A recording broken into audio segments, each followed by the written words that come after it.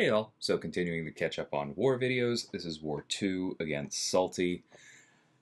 Always a very difficult war, of course. We tied against them last season, and honestly, gonna give you the spoiler ahead of time because I am a week behind. We tied against them this, this season. So that part is always a bit frustrating, but obviously it's an extremely strong competitive alliance, usually places on the podium. No shame in it. But we are going to talk about yet another batch of Path 5 fights. This is really going to show off Kate and Photon. You can kind of tell this path bothers me a bit in war, given that both of these characters that I built answer it so well. It is pretty powerful. Now that, of course, is a not-so-fun mistake. I feel like I probably do this like once every Chavez fight. You'll see it again later in this season. I just sometimes mess up her special 1 decks for no particular reason. It kind of almost feels like a slow-moving projectile to me. Kind of, like Doctor Strange's special 1. There's no good reason to miss it, but I do from time to time. But that's really all that there is to this fight. Unless you, as happened to me last season, end up getting hit with Chavez's special 3, then this tactic just lets you completely control her, right? Because you don't have to worry about her dimensions at all, because they will apply 1 at a time, and your withers will get rid of them. The only danger in her kit is if she gains more than 1 dimension at once, because then your withers will not be able to handle it, right? Beyond that, not a whole lot of risk here. Same thing we talked about last video. You do want to stick to single hit punishments whenever you dex, so that you are being careful about the unstoppable. Now, one thing that I do want to call out is that it's actually better if you can to block the specials rather than dex them. The reason you're not seeing me do that here is muscle memory more than anything else, right? The best thing to do is to block them and not dex them, especially if she throws them before you've done a bunch of baiting, which is normally where the dex comes in. So some of those repeated chains I could have played better. But if that happens, you just have to discipline yourself to the 1-hit counter. Shuri, of course, is not tactic, and so we won't ramp quite as quickly, but everything else about this fight is just perfect. She's, of course, usually placed here because she has all non-contact attacks, and so is difficult to parry stun. And if you can't parry stun on this node, well, then you're going to have to deal with the double threat that is the unstoppable from heavy hitter and the untouchable in her own kit.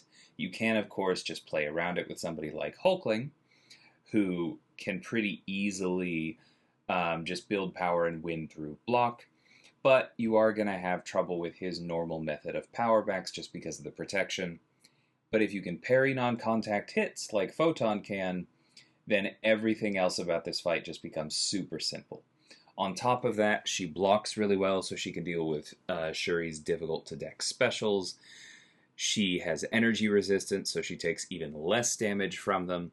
And she counters miss, so if Shuri does throw a heavy and goes untouchable, we don't have to worry about it.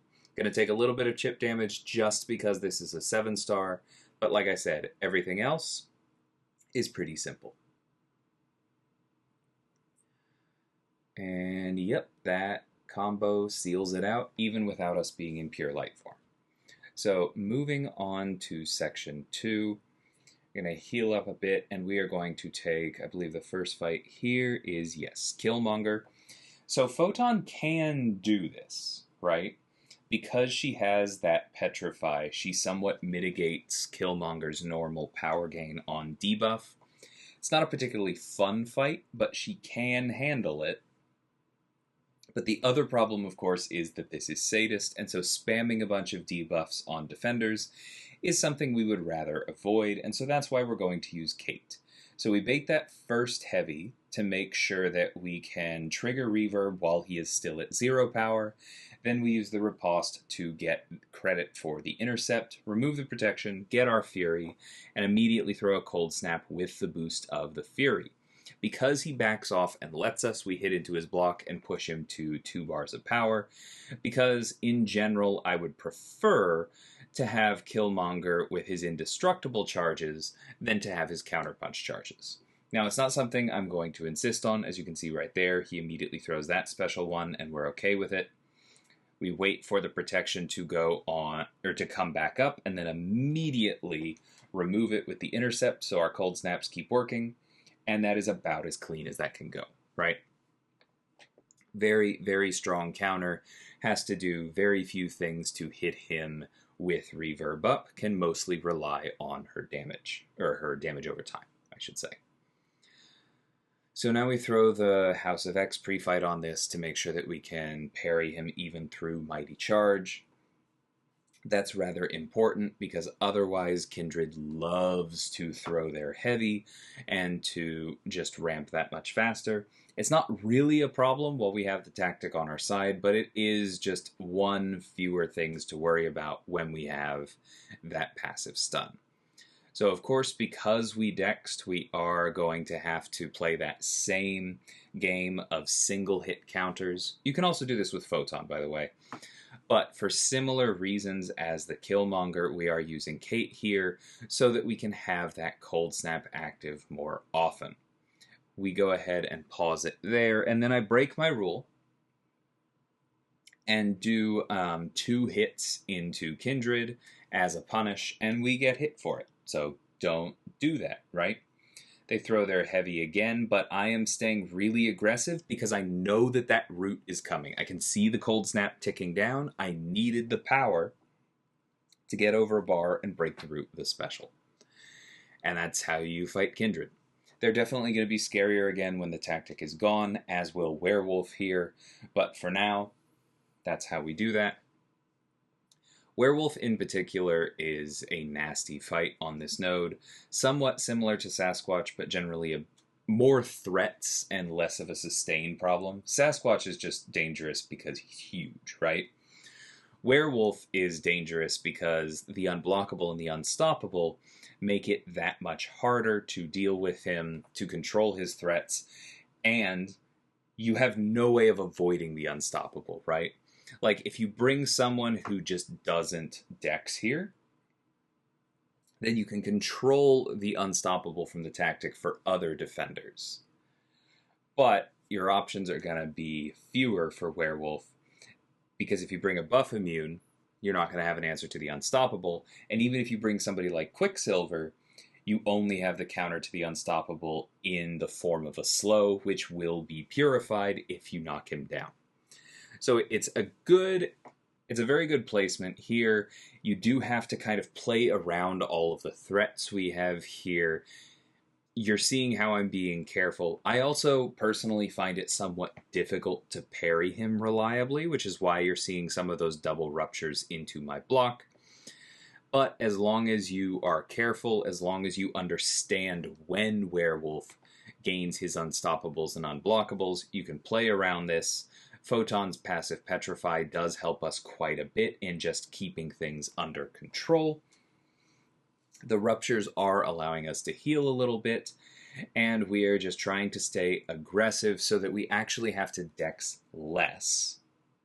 And that's allowing us to close this out in pretty short order. And there we go. The striker is gonna let us finish the deal. So good placement, but Photon handles it very well as long as you are comfortable with how Werewolf works. Moving on to the boss island, we have an Ascended Doom here on Conflictor. This is going to be pretty simple again, right? Because we're going to immediately trigger Conflictor, and we are going to have to spend a little bit more time building our debuffs against Doom than against somebody else. But we get enough up pretty quickly that we get that slow going, and we no longer care about his aura, right? As long as we're knocking him down, we have that slow up. It, of course, expires before he throws the special, because of course it does, but by that point we've pushed him to the special too. And even though the impact charge from Prowess Puncture is going to mean that it does a bit more damage, we don't really mind. Conflictor, at this point, I believe, ate the slow on our last knockdown, so we do have to play a little bit more slowly and just deal with the aura there, but then it goes away, and then we go back into our rhythm.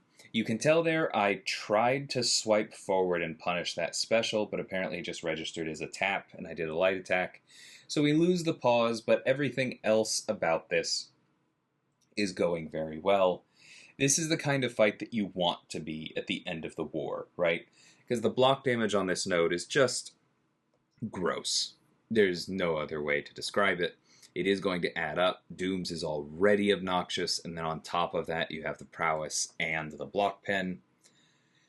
But it is the last fight, right? And one thing that Photon does very well is block well, so it's not as bad for her, and she uses all of the other tools to close it out.